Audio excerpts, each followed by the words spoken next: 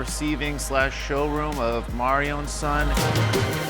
And basically I unload the trucks when the slabs get here to sending them over to be cut. Francis Principe is our warehouse manager.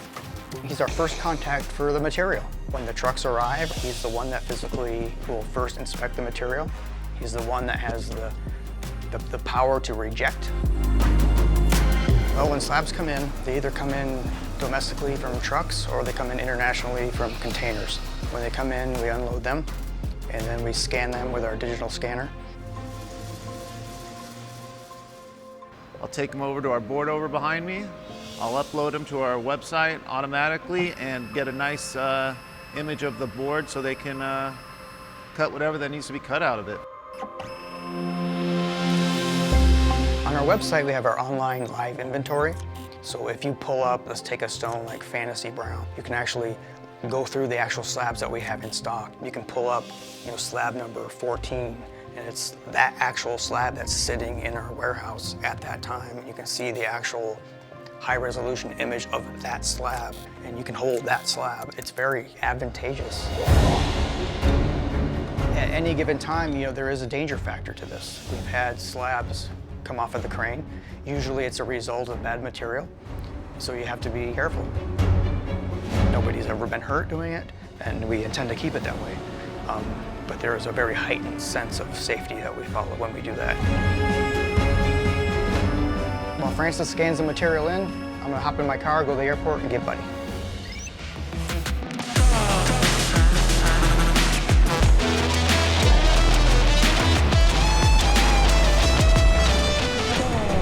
Buddy Antra is a fellow fabricator from Bridgeport, Connecticut. He is also the president of the Natural Stone Institute.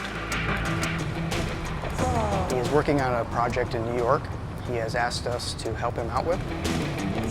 This job is beyond his skill set to handle. He doesn't have the machinery for it.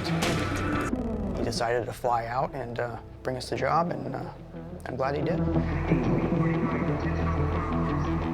This is an important guy, and it's in New York, so it's a high-profile job. One of the things for our company is we want to become this kind of company that really is known for this kind of work. So Buddy's a high-profile client. The client itself is a high-profile client. And so, we can't drop the ball on this job. It's an important job. And the time frame to get this job done is a little brisk. So that being said, we're going to drop Buddy off at his hotel so he can get a good night's sleep, because we got a big day tomorrow.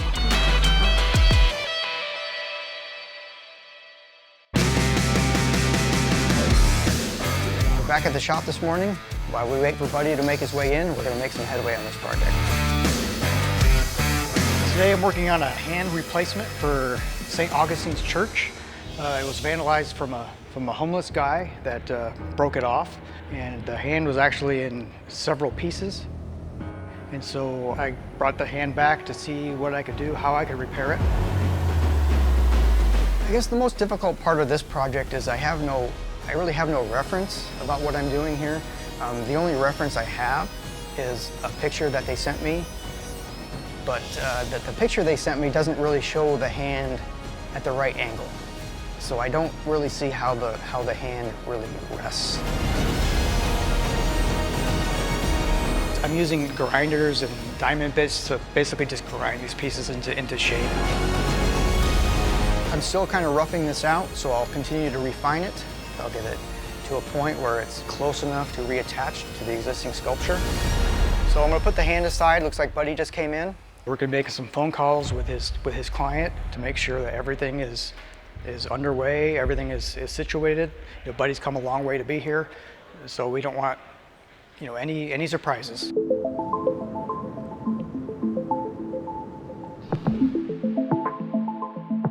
Joey and I went over a little bit of the technical stuff of doing those radiuses and the time, how important is it to have those corners squared off as square as possible. They're not going to be really, really sharp. You're talking probably a week's worth of labor, and then there's the cost of that too on the time. It's a geometrically complex pattern that they're doing. It's a bunch of squares with basically donut shapes in the middle of them. And you're basically using a round bit to get into a square corner. And when you get to the inside corners, there still has to be a little bit of a radius because of the limitation of the tool. And this was explained to the client. And when the architects saw the sample, they were wondering, well, could we get it to be perfectly square? And the answer is, well, I mean, we could, but this is, a lot of extra expense, a lot of extra time. And so that's the question here. Do you have the time to invest to make these corners square? The other thing is we have that cut into 12 panels. So you've got straight lines going there. So each one of those joints are going to have sharp edges also, rather than radius edges. Where they meet. So that's going to take away some too. Anytime that they change something that adds time to the fabrication, it's going to cost more. There's got to be room for change orders and increases. That's something he's going to have to put a pen and paper and calculator together to figure out what that's going to be, so we can be fair about it. Dealing with owners reps, they have a chain of command, and there is a lot of pressure to get it done by a certain date. I was very realistic with them to set expectations, especially with schedule. Do you want it done right or do you want it done fast? I have Joey standing here if you have any questions for him. No, Joey, just thank you. Thank you for doing this and for doing it as fast as possible. I know that this is like very last minute. You're welcome. Complicated.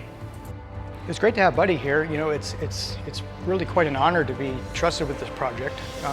Buddy's a very respected fabricator. He's the outgoing president of the Natural Stone Institute. So we're ready to get this project done for him. And we know we're going to deliver him a good, solid project, just like we do for everybody.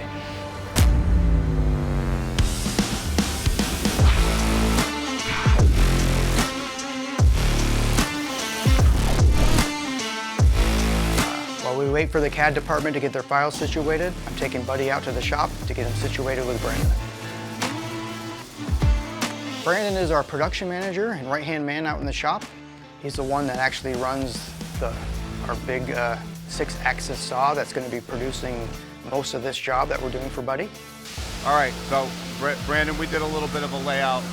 He's really the guy that's going to be orchestrating this whole job. Okay, so these are my sets. So everything is basically, we'll say, around 31 inches. These are... I'm here with Brandon, and we're looking at the slabs themselves. The final project is a wall, and the wall is about 9 feet long by 7 feet wide, but I'm not going to do that in one slab of stone. Right, they're all like 31. They're all 10. One might be 34 or 35 because you have the border on it. This is also in lease space in the Time Warner building in New York City, and it is nearly finished. So I cannot bring up any, lifting type apparatus or anything. So it has to be handled by hand on site. Yeah, but so you get 4 of them, that takes that out. And then it takes that out, and then these you take the other way. You can do it that way, or you can do something where your 4 is actually these 2 here, these 2 here, then these 2 stacked or something like that. We want to make sure there's no odd veins that are going to abruptly stop at a seam. So we're laying it out. We want to lay out to make sure we get all the pieces, the best yield out of the pieces. So I wanted to go over with him just to make sure that we get the right type of vein flow. So this way it'll have that consistent appearance when it's finished. So I get what you're As saying. far as cutting and yield, do it that way. Okay. When it comes down to carving them, do whatever you want. The only real change I could do would be to flip pieces over. The other thing you can do, just so it's not super consecutive, just jump the blade a ½ inch. The sculpture is a group of cubes at different elevations with a circle in it, like a donut, like a ring. There's 3 different elevations and they slant in different ways. Some are sticking, you're stacking them on the wall, some of them are protruding out a little bit, some of them are slanted a little bit. That's kind of the effect that they're looking for. And there's actually 26 courses vertically. Each one represents a letter of the alphabet. The biggest one, the elevation that's protruding out the furthest, there's only 1 per course. And that's going to represent a letter of the alphabet, and it does come off with a message. So with that being said, I'm gonna pull that off and put one of the full panels up. Okay. And then just get my 4 pieces that way. To quote the Joker from the Batman movies, where does he get these wonderful toys? So each individual panel is loaded into a program that we call AlphaCam. Those are sent from the CAD room to the saw, and each file is loaded into the saw that you see here. Each panel is assigned each tool from the console, and then they are executed right here at the saw. All the coordinates have been set, all the programs are loaded. It's cutting time.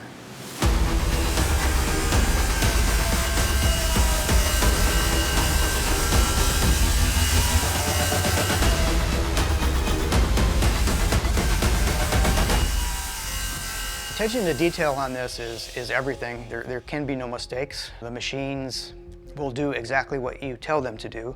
So if you make a mistake in CAD, the machine is going to do what you tell it to do.